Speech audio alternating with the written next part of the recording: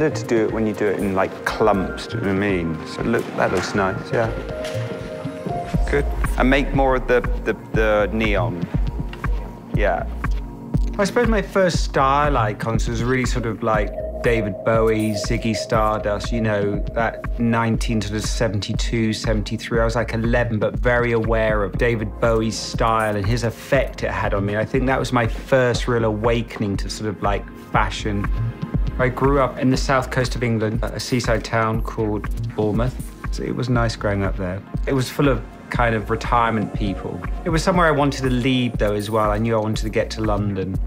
It was quite an interesting time. Everything, culturally, music, visual thing was happening, you know, so it really impacted on me. And I remember going to London. I remember my father giving me some money to go and buy my first pair of bondage trousers and getting the train up. It was like 2 hours away.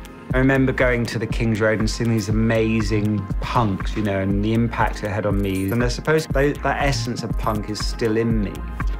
And maybe let's try the matte paint. Is that matte?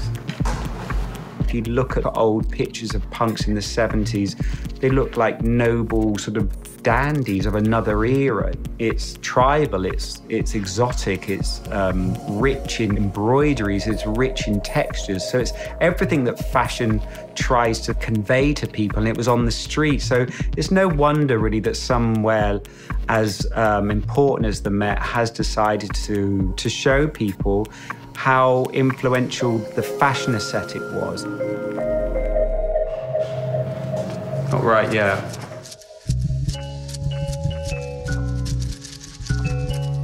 This would be the Dolce first. Number one is the predominant colour. So the first one's yellow, the next predominant would be the lilac, and then touches of white. Touches of white, so it's similar to the dress, right? Sure. But the yellow should be like strong. This is the third exhibition I've worked on at the Met. To me, the most important thing really was to get colour into the hair and, you know, all those beautiful colours that kind of associate with punk. Those great turquoises and reds and all that. The kind of punk took that was tribal.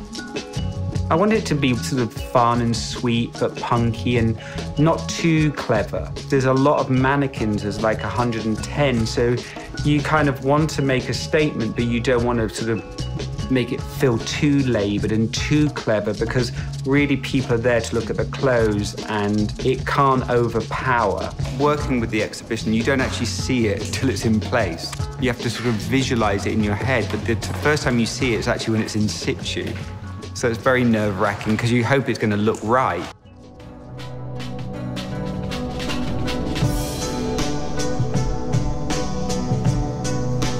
I think what's extraordinary about Guido's hair treatments is that they unify all the looks in the exhibition. They create this sort of coherence because all the looks are from different designers. So we needed something in a way to anchor the looks.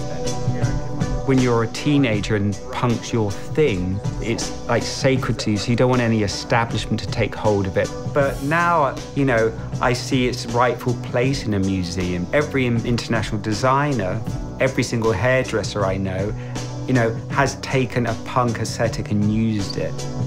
In my work, punk is always in it. You know, it's never not a punk or an anarchic kind of quality, hopefully, to when I'm working.